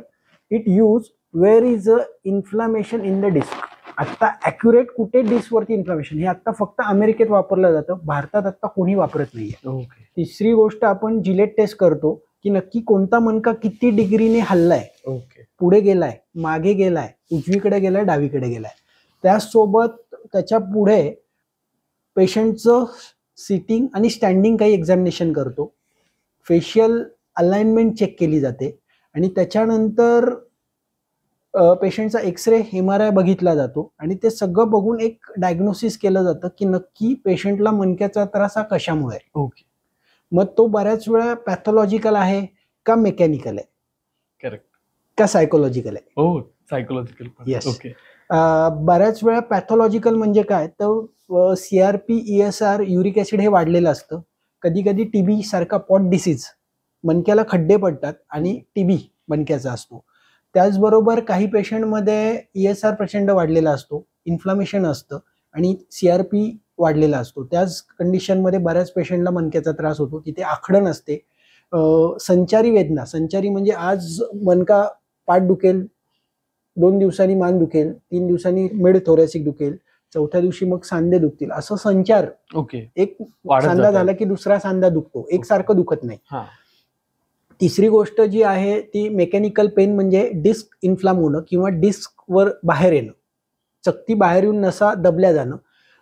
त्या केसेसमध्ये माझी मास्टरी आहे, जिथं ज्यांच्या MRI मध्ये disc herniation, protrusion, stenosis, L4, L5, C6, C7, C7, T1 disc herniation आहे. या केसेसमध्ये आतापर्यंत आम्हाला खूप चांगला रिझल्ट मला मिळाला, आणि त्याची माझी मास्टरी आहे. तर त्या गाद्या ज्या बाहेर आलेल्या आहेत त्या परत रिअलाइन करण्याचं काम मी करतो. त्याच्यामध्ये 7 महिने ट्रीटमेंट चालते, 7 ते 9 महिने, आणि त्यामध्ये महिन्यातनं 1 दिवस पेशंटला बोलवलं जातं, आणि साधारण 3-3.5 तासाची ट्रीटमेंट दिली जाते. एका वेळेस कंटिन्युअस 3 तासाची ट्रीटमेंट चालते. त्याच्यामध्ये 16 ते 17 प्रकारच्या ट्रीटमेंट दिल्या जातात, आणि ह्या सगळ्या आम्ही इंटिग्रेट केल्यात. एक लक्षात घ्या, काय होतं की आयुर्वेदाची खासियत आहे हेतुलिंग औषध. हेतू म्हणजे काय, तर आजार कशामुळे झाला? कशामुळे झाला हे किंवा root काय आहे ओळखण्याचं त्याचं? हा कारण. आणि दुसरी गोष्ट, सार्वदेहिक सगळ्या आजाराची मला माहिती असल्यामुळे हा आजार मणक्याचा बरोबर इतर कुठले आजार याला कारणीभूत आहे Correct. हे ओळखणं खूप पटकन लक्षात येतं. त्यानुसार पेशंटला काही एक्सरसाइज पॅटर्न देतात येतात. एक लक्षात घ्या, बऱ्याच वेळा ताकद कमी झालेली असते, हम्म. पेशंट स्वतःहून सांगत नाही. एक लक्षात घ्या, पेशंट नेहमी सिम्पटम सांगतो हा की मला हे दुखतंय, हा करेक्ट. परंतु ते दुखण्याचं कारण बऱ्याच वेळा तुमची ताकद कमी होणं हे पण असू शकतं, नक्कीच. बऱ्याच वेळा तुमचा मल साफ न होणं हे पण असू शकतं, नक्कीच. बऱ्याच वेळा तुमचं अन्नपचन क्रिया करत असताना सारकिट्ट विभाजन म्हणजे मलभाग तयार होणं, किट्ट भाग तयार होणं आणि तो किट्ट बाहेर पडत नाहीये, Correct. मल बाहेर पडत नाहीये, तो अडकून बसतो सिकम मध्ये, हे पेशंट नाही सांगू शकत, Correct. हे नाडीतनं समजतं. ओके. त्याचबरोबर पित्त वाढलंय, कठीण ताप आलेला आहे, बारीक ताप येणार आहे, अंग दुखणार आहे, ही जे सगळे सिम्पटम्स आहेत हे नाडीतनं समजल्यामुळे आपल्याला त्या प्रकारचा डाएट, त्या प्रकारची आयुर्वेदिक औषधं पेशंटला देता येतात. नक्कीच. आता हा झाला आयुर्वेदाचा भाग. त्याबरोबर मर्मचिकित्सा ही ट्रॅडिशनल आपण वापरतो. त्याच्यामध्ये वेगवेगळे पॉइंट्स आहेत शरीरामध्ये की ते पॉइंट्स दाबल्यानंतर त्या मसल रिलीज होतात. ओके. शरीरामध्ये साधारण 107 पॉइंट्स आहेत की ज्याच्यामध्ये मानेचा समजा दुखतंय तर मानेच्या आजूबाजूला काही मर्मस्थानं आली, हम्म. त्या मर्मस्थानावरती प्रेस केलं, त्या मर्मस्थानाला मोबिलाइज केलं, स्क्वीज केलं, ओढलं, ताणलं तर तिथल्या मानेच्या आजूबाजूचे मसले रिलीज होतात. रिलीज होतं आणि त्याचा तुमच्याकडे एक्सपिरियन्स आहे की हातखंडा आहे म्हणून तर तुम्हाला जमतंय. बरोबर आहे. याच्या पुढची जी ट्रीटमेंट आहे ती म्हणजे फेशियल मॅनिप्युलेशन. फेशियल मॅनिप्युलेशन मध्ये टोटल 10 लेवल्स आहेत. त्या 10 लेवल्समध्ये पहिल्या लेवलमध्ये आपण ब्रीथ बॅलन्स करतो पेशंटचा. ओके. पहिल्या महिन्यामध्ये ब्रीथ बॅलन्स केला जातो. ब्रीथ बॅलन्स म्हणजे काय, बऱ्याच वेळा माझ्याकडे आर्ट ऑफ लिव्हिंगचे काही टीचर्स येतात की आम्ही श्रीश्रींची जी क्रिया करतोय ती क्रिया केल्यानंतर 100 क्रिया केल्यानंतर जो एक्सपिरियन्स आहे तो एक्सपिरियन्स आम्हाला पहिल्या ट्रीटमेंटनी मिळालाय. आणि हे वाक्य स्वतः महेश गिरी म्हणजे गिरनारचे मठाधिपती आणि आर्ट ऑफ लिव्हिंगचे डायरेक्टर त्यांनी मला ते सांगितलं की ती क्रिया केल्यानंतर मला मिळलेला तो एक्सपिरियन्स आहे. Correct. म्हणजे ब्रीथचे मसल, ब्रीथसाठी लागणारे जे मसल आहेत त्याला आम्ही रिअलाइन करतो नक्कीच. आणि श्वास एकदम पूर्ण 100% डोक्यापासून पायाच्या बोटांपर्यंत व्हायला लागतो. Correct. सेकंड सेशन मध्ये आम्ही फूड बॅलन्स करतो. फूड बॅलन्स मध्ये फूडचे जे मसल्स आहेत त्या बॅलन्स केल्यामुळे चालणं जे आहे ते इझिली होतं Easily आणि होतं. पेशंटला वाटतं की मला नवीन पाय लावलेत का, हो. आणि त्याच्यामुळे पेल्विस बॅलन्स होतो. एक लक्षात घ्या, तुमचा फूड जर तिरका केला आणि तुम्ही चालून बघा, what happen in your spine. थोडंसं प्रेशर येतंय, वाकडं तिकडं वाटतंय किंवा येस नाही जमत आहे, येस येस. कम्फर्ट नाही येतो. थर्ड सेशन मध्ये लॅटरल बॉडी बॅलन्स केली जाते. असे 10 लेवल्स मध्ये 10 वेगवेगळ्या लेवलवरती काम केलं जातं. त्याच्यानंतर पुढची ट्रीटमेंट आहे क्रायोप्रॅक्टर. ओके. क्रायोप्रॅक्टर म्हणजे बोन सेटिंग. बोन सेटिंग हाडवैद्य जे पूर्वी भारतामध्ये काम करत होते, आज आपण रामायण महाभारतातही याचे उल्लेख आहेत की मणका ओढून बसवलाय. हा. अश्विनी कुमार यांनी असं पाय मोडला होता आणि तो पाय लोखंडाचा बसवला, असं एक उदाहरण त्याच्यामध्ये आहे. किंवा एखाद्याचा मणका तिरका झालाय त्याला ओढून परत जागेवर बसवलं, असे रेफरन्सेस बरेच प्राचीन भारतातही मिळतात.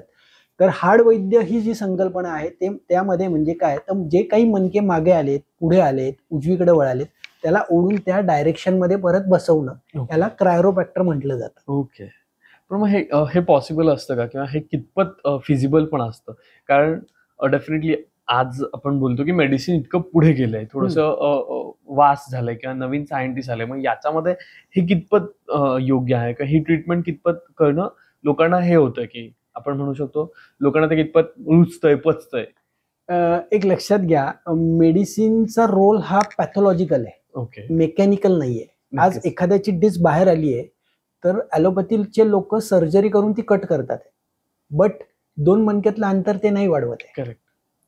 आज ही जी मेकॅनिकची ट्रीटमेंट ही मेकॅनिकनीच होऊ शकते, गोळ्या औषधांनी ती ट्रीटमेंट होणार नाही. एक लक्षात घ्या, का नाही होणार, तर ते 2 मणके तिरके झालेत किंवा सरकलेत किंवा 2 मणक्यातलं अंतर कमी झालं तर गोळ्या औषधांनी ते अंतर कधीच वाढत नाही. पण त्याचसोबत असं होऊ शकतं का, म्हणजे की 2 आमचे मणके आहेत त्यातली गादी पूर्णपणे बाहेर आली आणि ते एकमेकांना घासून मग ते ब्रेक होण्याचे चान्सेस किंवा त्याच्यातलं जे आपण बोलतो की घासून ते झीज होते किंवा असं काय होतंय, असं होऊन पुढे काय अजून आजार होऊ शकतात का मग दुसरे? एक लक्षात घ्या, जेव्हा मणके 2 चकत्या कमी होतात त्यावेळेस ती गादी जेव्हा बाहेर येते त्यावेळेस ती गादी बाहेर येताना 5 ते 6 टप्प्यांमधनं बाहेर येते. ओके, असं नाही होत की पहिल्याच दिवशी गादी पूर्ण बाहेर आहे. करेक्ट, नक्कीच. कारण त्याच्या आजूबाजूला लिगामेंटम फ्लॅवम आहे, तो तुटल्याशिवाय, तो फाटल्याशिवाय डिस्क बाहेर पडू नाही शकत. नक्कीच.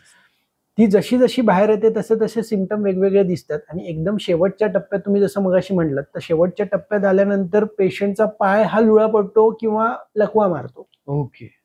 म्हणून पहिल्याच टप्प्यामध्ये ज्यावेळेस पेशंटला मुंग्या चालू होतात किंवा दुखायला लागतं तेव्हाच ती डोक्याची घंटा समजायला पाहिजे की आपल्याला काहीतरी वेगळं होतंय, तर आपण कुठल्या तरी डॉक्टरांकडे जाऊन हा आजार पूर्ण बरा केला पाहिजे. धोक्याची घंटा पायाला मुंग्या येतात म्हणजे जनरली आता मी 1-2 माझे मित्र आहेत त्यांचा बघतोय की एक साईडनी कमरेपासून मांडीपर्यंत थोड्याशा मुंग्या येत आहेत, पण त्या रेग्युलर नसतात, म्हणजे वीकली कधीतरी येत आहेत किंवा सडनली चेअरवरून उठल्यावर येत आहेत किंवा काहीतरी केल्यानंतर हालचाल केल्यानंतर येत आहेत. तो क्रॅम्प वाटतोय त्यांना आणि तो एखादा तास राहतोय आणि नंतर नॉर्मल असतात. मग अशा लोकांनी सुद्धा त्याच्यामध्ये त्या मुंग्यांसोबत जर सकाळी उठल्यानंतर स्टिफनेस असेल, ओके, सकाळी उठल्यानंतर स्टिफनेस आहेत आणि मुंग्या कधीतरी आहेत, तर डॉक्टरांकडे दाखवा. Correct. पण फक्त मुंग्या आहेत आणि त्या कधीतरी आहेत किंवा खूप वेळ बसल्यानंतर मुंग्या येतात, तुम्ही खूप वेळ मांडी घालून बसल्यात मुंग्या येतात, ते that is the normal. Correct.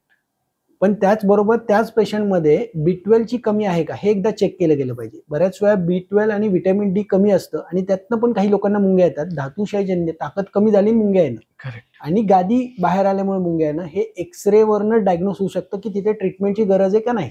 Patient पहिल्यांदा सगळं करतात, म्हणजे ऑपरेशन्स आणि हे सगळं करतात, त्याची भीती वाटते कुठेतरी आणि म्हणून या ट्रीटमेंटकडे वळतात. किंवा काही लोकांना जसं मी मगाशी म्हटलं की सायन्स खूप पुढे गेलंय म्हणून या ट्रीटमेंटकडे थोडंसं कमी लक्ष दिलं जातं किंवा थोडंसं वेगळ्या वेनी बघितलं जातं. बघायला गेलं तर पहिली एक लक्षात घ्या, तुम्ही सायन्स किती ऍडव्हान्स झालं तरी सायन्सलाही परत अभ्यास करावा लागतो. नक्कीच. आज रोज तुम्ही काहीतरी करावं हाताने लागतंय. सर्जरी करत होते, आज रोबोटिक सर्जरी आल्या. पण एक लक्षात घ्या, मनुष्याचे हात जे आहेत, मॅन्युअल थेरपी ह्या हात वापरून केल्या जाणाऱ्या थेरपी आहेत. Correct. ऑपरेशनमध्ये आज यंत्र एंडोस्कोपिक कॅमेरे जातात, ते गादीला बघतात, ते गादीला कट करतात आणि बाहेर येतात, परंतु ते मणक्यातलं अंतर वाढवत नाहीये. आज ऑपरेशन आणि मॅन्युअल थेरपी मधला जर फरक बघायला गेला तर तुम्हाला गादी कट झाल्यामुळे दुखणं 100 पैकी 3 ते 7% किंवा 10% लोकांचं दुखणं कमी होतं. काही लोकांचं 100% कमी होतं, परंतु कालांतराने गादीतलं अंतर जर कमी असेल तर ते परत उद्भवतं, रिऑकरन्स त्याला आहे. दुसरी गोष्ट एक लक्षात घ्या, शस्त्र लावलं, ज्यावेळेस शस्त्र तुम्ही तुमच्या पाठीतनं लावणार आहात, जेव्हा ओपन करणार आहात, तिथले आजूबाजूचे मसलची ताकद ही कालांतराने कमी होत जाते, कारण तिथं फाटलंय. एक लक्षात घ्या, तुम्हीच बघा, आपल्या घरातलं एखादा ड्रेस फाटल्यानंतर आपण शिवतो, ती ताकद किती राहते आणि नवीन ड्रेसची ताकद किती राहते. तर बऱ्याच वेळा तिथे गादी कट केल्यामुळे किंवा तिथे आजूबाजूचे मसल्स कट केल्यामुळे, लिगामेंट कट केल्यामुळे बऱ्याच वेळा पेशंटमध्ये बधीरपणा किंवा सतत धरल्यासारखं वाटणं, पकडल्यासारखं वाटणं हे लक्षण दीर्घकालीन राहतं आफ्टर ऑपरेटिव्ह. आणि आफ्टर ऑपरेटिव्ह काही ठिकाणचं पेन तसंच राहतं, ते जात नाही, म्हणजे ड्यू टू ऑपरेशनमुळे आलेलं पेन. म्हणजे ते पेन मला नव्हतं, पण मी ऑपरेशन केलं आणि मला ते पेन आलं. कारण बऱ्याच वेळा कधी कधी स्टिचेस घेताना, शिवताना मसल ओढला जातो आणि त्यातनं पेन चालू होतं. म्हणजे ऑपरेशन सक्सेस झालं परंतु नवीन दुखणं चालू झालं, किंवा ऑपरेशन झालंय परंतु पेन परत रिऑकर आलाय. आणि तिसरी घटना जी मॅन्युअल थेरपी जी आहे, त्या मॅन्युअल थेरपीमध्ये ट्रीटमेंट देताना आपण डोक्यापासून पायापर्यंतच्या सगळ्याच मसल रिअलाइन करत जातो. आपला जो गोल आहे मॅन्युअल थेरपीचा, तो नुसता स्पाईन पुरता मर्यादित नाहीये, तर मानेच्या मणक्या, पहिल्या मणक्यापासून माकड हाडापर्यंत आणि शरीराच्या आजूबाजूच्या सगळे मसल्स, सगळे स्नायू, सगळे लिगामेंट, सगळे ऑर्गन याला रिअलाइन करणं, त्याला परत रिजनरेट करणं, त्याची ताकद वाढवणं आणि त्यांना एका जागेमध्ये आणून त्या टप्प्यांमध्ये बसवणं. लिव्हर आहे, लिव्हरची मुवमेंट खाली वर आतमध्ये, किडनी वर खाली सतत हालत असते, पण त्याची मोटिलिटी जर कमी झाली तर पाठीमागनं लंबर थोरॅकोफेशिया जो आहे तो आखडला जातो, पकडला जातो. मग ही ट्रीटमेंट ॲलोपॅथीमध्ये देत नाहीत. मग मॅन्युअल थेरपीमुळे बऱ्याच वेळा तुमचे ऑर्गन बॅलन्स केले जातात, मसल बॅलन्स केले जातात, ligament, soft tissue, deep tissue हे बॅलन्स केले जातात. योगामुळे तुमचं इमोशनल चेंजेस होतात. बऱ्याच वेळा मला पेशंट सांगतो की मी सर दारू पित होतो, पण माझी दारू तुमच्या योगासनाच्या 3ऱ्या महिन्यापासून सुटली. मी भरपूर प्रमाणात नॉनव्हेज खात होतो, भरपूर प्रमाणात मला राग येत होता, तो राग माझा कमी झाला. मी घरातल्या प्रत्येकांबरोबर राग व्यक्त करत होतो, आज मी अशी स्थिती आहे, मी रागवत नाही. आणि हे व्हिडिओज, पेशंटचे रिव्ह्यूज डॉक्टर भंडारी स्पाईन क्लिनिकच्या युट्यूबवर आम्ही टाकलेले आहेत. ज्यांना अधिक अजून अभ्यास करायचा आहे त्यांनी नक्कीच बघा. म्हणजे एक लक्षात घ्या, स्वभाव पण बदलतात. आता आपल्या मराठी म्हणे स्वभाव बदलत नाही, पण स्वभाव बदलतो का, तर तुम्ही एक जागृती निर्माण होते की मी कोण आहे, माझा जन्म या पृथ्वीवरती कशासाठी झाला, तर धर्म अर्थ काम मोक्ष मिळवण्यासाठी. मग धर्म अर्थ काम मोक्ष, धर्म म्हणजे काय, तर माझं वय काय, मी काय विचार करतोय आणि माझं सतत डोक्यामध्ये काय चाललंय, माझ्या वयाच्या अनुसरण आहे का नाही. अर्थ म्हणजे पैसा मिळवणे. मग आम्ही लोकांना सांगतो तुम्ही एक 7 ते 8 तास काम करा पैशासाठी, परंतु पुढचा वेळ तुमचा फॅमिलीसाठी, थोडा वेळ तुमच्या स्वतःच्या आरोग्यासाठी. करेक्ट, नक्कीच. मग त्याच्या पुढे आलं काम. काम म्हणजे मैथून करणं. मैथून कधी करावं, तर मैथून ज्या वेळेस नवऱ्याला आणि बायकोला दोघांना इच्छा आहे, दोघांना इच्छा झाली आणि मैथून करतात तर त्याचा उपयोग आहे. म्हणून बायकोची इच्छा नाहीये आणि नवरा जबरदस्तीने मैथून करतोय, त्यामुळे बऱ्याच वेळा इमोशनल इम्बॅलन्स होतो आणि त्या बाईचे हार्मोन्स सिक्रीट होत नाही आणि त्याच्यामुळे रागाराग चालू होतो. किंवा त्यातनं कंबरदुखीला सुरुवात होते इमोशनमुळे. बऱ्याच वेळा पुरुषाची इच्छा असते, बाईची इच्छा नसते, बाईची इच्छा असते, पुरुषाची इच्छा नसते. तर दोघांच्या अपेक्षा एकमेकांसोबत बोलल्या गेल्या पाहिजेत. आज ते समाजात होत नाही. बऱ्याच वेळा मी पेशंट बघतो, बऱ्याच वेळा डायबेटिक न्यूरोपॅथी असते, लिंगाची तातडता कमी होते वयाच्या 35ला आणि त्यानंतर त्या स्त्रीमध्ये प्रचंड कामेच्छा असते, तिचं व्यक्त ती करत नाही आणि त्यातनं डिप्रेशनमध्ये जाऊन मानदुखी, कंबरदुखी चालू होते. असे कमीत कमी मी एक 15-16 रुग्ण मागच्या 3-4 महिन्यात बघितले. तर जी काही इच्छा तुमची आहे ती तुमच्या नवऱ्यासोबत, तुमच्या बायकोसोबत तुम्ही सविस्तर शांतपणे बसून चर्चा करा. त्याचं उगाच तुम्ही युट्यूबला किंवा गुगलला टाकून बघत बसू नका की त्याचं उत्तर काय, ते उत्तर सुटणार नाहीये. तुम्ही तुमच्या पार्टनर सोबत की मला काय हवंय, माझी अपेक्षा काय आहे, मला कसं हवंय, कशा पोझिशनमध्ये हवंय, या सगळ्या गोष्टींचा विचार विनिमय जर केला तर तुमच्या दोघांच्या बुद्ध्यांमध्ये जो वाढलेला इमोशनल आहेत, जे हार्मोन्स आहेत, ते व्यवस्थित सिक्रीट होतात. कारण डोपामाइन सिक्रीट नाही झालं तर माणसाचं सुख म्हणजे डोपामाइन. आज आपल्याला चॉकलेट खावंसं वाटतंय, इडली खावीशी वाटतेय, हे कुठनं व्यक्त होतं, दॅट डोपामाइन सिक्रीट, आणि ते केल्यानंतर मला आनंद होतोय. तर मग ही जी घटना आहे, ही जी गोष्ट आहे, ती बऱ्याच वेळा लोकांनी समजून घेतली पाहिजे. मग लोक टीका करतात आणि ते बेडरूमच्या आतमधली भांडणं बाहेर जातात आणि त्यातनं त्रास चालू होतो दोघांनाही आणि त्यातनं इमोशनल इम्बॅलन्स होऊन बऱ्याच वेळा मग ते प्रेशर किडनीवरती येतं, ते प्रेशर लिव्हरवरती येतं, ते प्रेशर मेंदूच्या क्रेनिओसॅक्रल फ्लुइड, राईट फ्रंटल कॉर्नल सुचरवरती येतं आणि त्यातनं वेगवेगळे आजार निर्माण होतात. त्याचबरोबर आता मोक्ष म्हणजे काय, तर मोक्षाची व्याख्या सरळ सोपी आयुर्वेद शास्त्राने केली की तुम्हाला डॉक्टरांनी सांगितलंय रोज सकाळी उठल्यानंतर योगा करायचा आहे. तुमचं अंतर्मन म्हणतंय की हो मला योगा करायचा आहे, परंतु सकाळी 7 वाजता तुमची एक खास मैत्रीण आली आणि ती म्हणते की चल ग पिक्चरला जाऊ, सकाळच्या शोची तिकीट आहेत.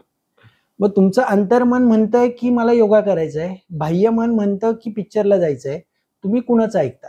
तुम्ही अंतर्मनाचं ऐकताय तर तुम्ही मोक्ष मार्गाला निघालात आणि तुम्ही बाह्यमनाचं ऐकताय तर तुम्ही खाली घसरत चाललेला आहात. कारण आपले 3 स्विचेस आहेत, सात्विक स्विच, राजसिक स्विच आणि तामसिक स्विच. सात्विक स्विच हा तुम्हाला सगळ्यात चांगल्या गोष्टी करायला लावतो. तुम्ही जे काही तुमच्या हातनं चूक जरी झाली तर पश्चातापाची भावना निर्माण करतो. राजसिक स्विच हा फक्त आनंद बघतो आणि तामसिक स्विच हा सगळ्यांचं वाईट करणं, वाकडं बोलणं, चुकीचं करणं ह्याकडे घेऊन जातो. त्याच्यामुळे आपलं अंतकरणाचं आत्मनं ऐकणं आणि अंतकरण हे नेहमी सात्विक स्विच आहे. म्हणून जर जीवनशैली या पद्धतीने जर केली तर मणक्याचेच आजार हे तर कमी होतीलच, पण बाकीचेही आजार काही वाढणार नाही. तर आता जसं तुम्ही मॅन्युअल थेरपी आम्हाला खूप छान प्रकारे एक्सप्लेन केली, मग याच्यात काय शाश्वती असते की रुग्ण 100% बरा होईल आणि किती दिवसात बरा होईल बेसिकली?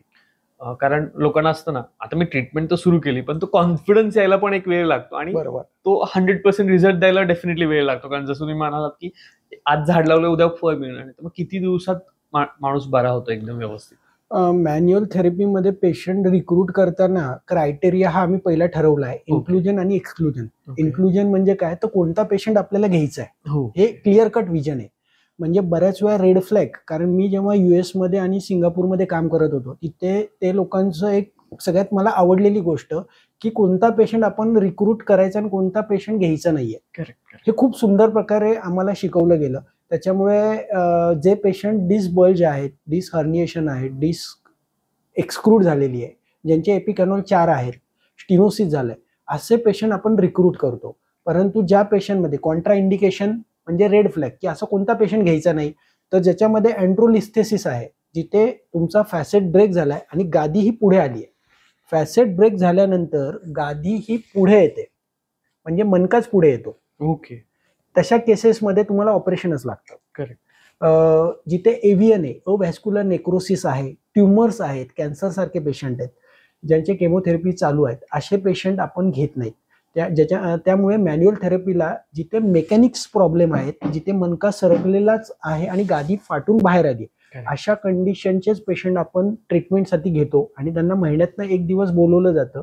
साधारण 3-3.5 तासाचे उपचार दिल्यानंतर साधारण एक 7 ते 9 ट्रीटमेंटमध्ये पहिल्या 3ऱ्या महिन्यात आपण एक्सरे रिपीट करतो. पहिल्या दिवशी एक्सरे रिपीट, 3ऱ्या महिन्यात एक्सरे रिपीट, 7व्या महिन्यात एक्सरे रिपीट आणि 8व्या महिन्यात MRI रिपीट. साधारण 7 ते 9 ट्रीटमेंटमध्ये आतापर्यंत साधारण एक 9,000 लोकांच्या MRI मधल्या गाद्या ह्या पूर्ण आत गेल्यात आणि ऑपरेशन 100% वाचलंय. ओके. म्हणजे त्यांना स्ट्रॉंगली रिकमेंडेड की ऑपरेशनची केस आहे, ऑपरेशन शिवाय बरे होणार नाही, असे कमीत कमी आता काही 8 ते 15 स्पाईन सर्जन स्वतः ट्रीटमेंटला आहेत. ओके. आणि त्यांना हायली रिकमेंडेड बाय US मधले त्यांचे काही मित्रपरिवार जो आहे, काही डॉक्टर्स जे आहेत, त्यांनी रिकमेंड माझं नाव केलं. कारण कसं होतं, ह्या थेरपी इंडियामध्ये नाहीच आहेत. भारतात एकत्रित प्रमाणे या 15-16 थेरपी करणारा मी एकटाच आहे. त्यामुळे लोकांना पहिला विश्वासच बसत नाही की हे कसे काय सांगतात आहे. करेक्ट. आज 8 डॉक्टर सांगतात की ऑपरेशन करायचंय आणि तुम्ही सांगता ऑपरेशन नाही करायचं. बरोबर.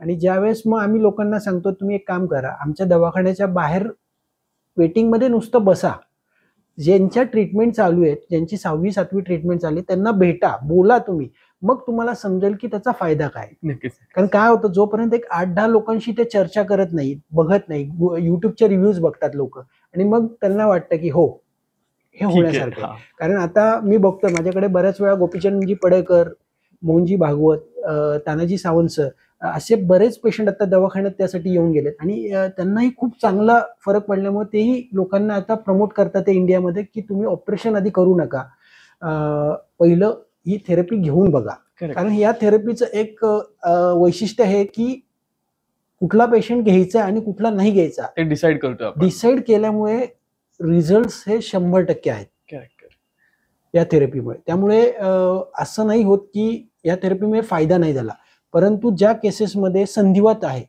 आणि स्पाईनचा त्रास आहे, मग तिथे पेशंट थोडेसे नर्वस होतात की हा संधिवातामुळे दुखतंय का नेमकं कशाने का मणक्यामुळे दुखतंय.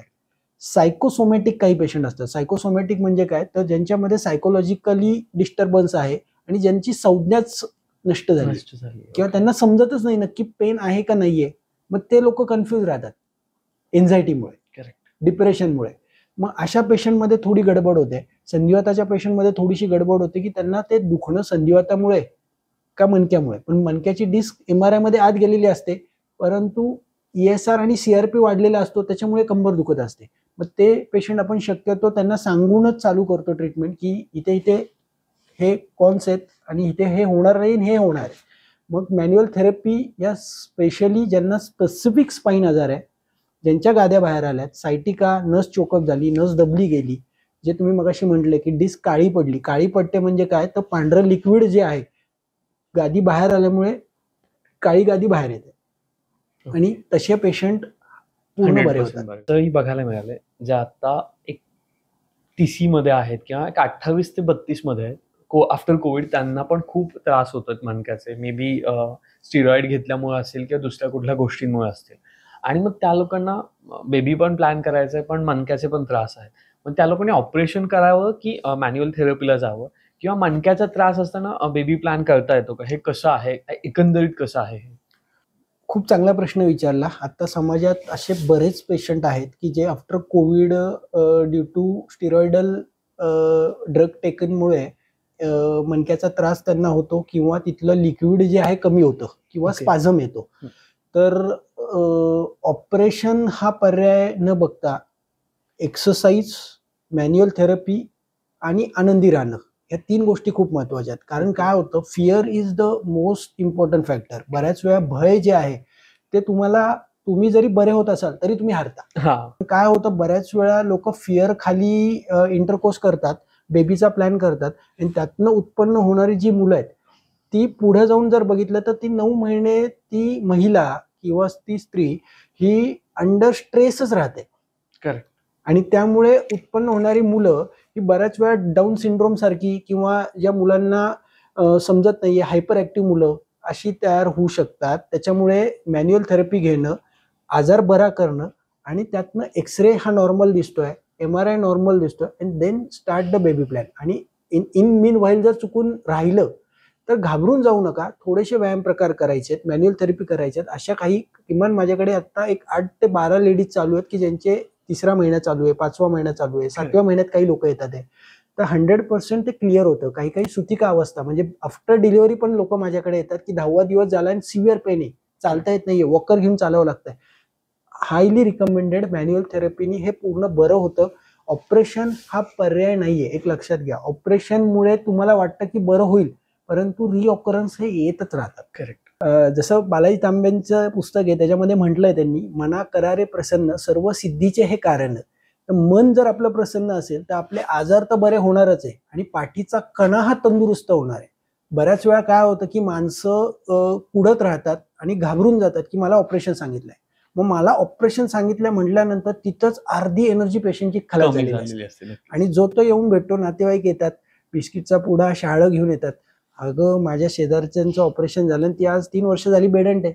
Correct. मग तिथे गंभीर परिस्थिती मनाची, मी करू का ऑपरेशन का नको करू. नक्की. म्हणजे त्यामुळे एक मनाचा पूर्ण खाजीलपणा होतो आणि सतत डिप्रेशन मध्ये जातो. जो तो त्याच्या बहिणीला फोन करतो, मैत्रिणीला फोन करतो, मित्रांना फोन करतो, नातेवाईकांना, जो तो एकच सांगतो, अरे काय खरं नाही तुझं, आता काय खरं नाही. त्यातनं पेशंट घाबरतात. त्यामुळे घाबरून जाऊ नका. एक लक्षात घ्या, तुम्ही योगासनं करणं, आनंदी राहणं आणि योग्य मॅन्युअल थेरपी करणं, यातनं मणक्याचे विकार हे 100 नाही 1,00,000% बरे होतात.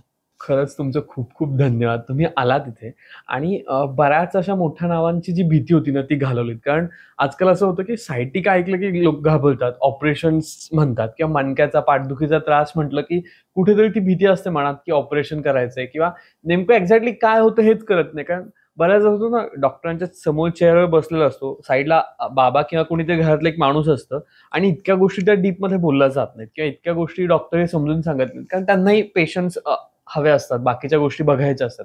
तर तुम्ही इथे आलात आणि आम्हाला त्या गोष्टी खूप डिटेलमध्ये समजून सांगितल्या. त्याचबरोबर जे तुम्ही पिक्चरल रिप्रेझेंटेशनही दाखवलं, त्याच्याने एक आयडिया आली की एक्झॅक्टली घडतंय काय, की माझ्या शरीरामध्ये नेमकं काय होतंय, म्हणजे स्लिप डिस्क म्हणजे काय होतंय, किंवा गादी फाटते म्हणजे नेमकं काय होतंय. त्यासाठी खरंच खूप धन्यवाद. त्याचबरोबर हा एपिसोड तुम्हाला कसा वाटला ते कमेंटमध्ये सांगायला विसरू नका. आणि तुम्हालाही कंबरदुखी, पाठदुखी किंवा मनका याच्याशी रिलेटेड काही गोष्टी असतील तर भंडारी सरांचं जे क्लिनिक आहे त्याचं जे डिस्क्रिप्शनमध्ये ॲड्रेस आणि डिटेल्स दिलेले आहेत तिथे व्हिजिट करू शकता. त्याचबरोबर सरांचे यूट्यूबला खूप सारे व्हिडिओज आहेत की कुठल्या योगा किंवा कुठला व्यायाम प्रकार कसे करायचे आणि आपल्या पाठीच्या मणक्यासाठी कशी काळजी घ्यायची तेही चेक करायला विसरू नका. सगळ्याच्या लिंक्स डिस्क्रिप्शन बॉक्समध्ये दिलेल्या आहेत, तर त्या एकदा जरूर चेक करा. पुढच्या एपिसोडपर्यंत धन्यवाद.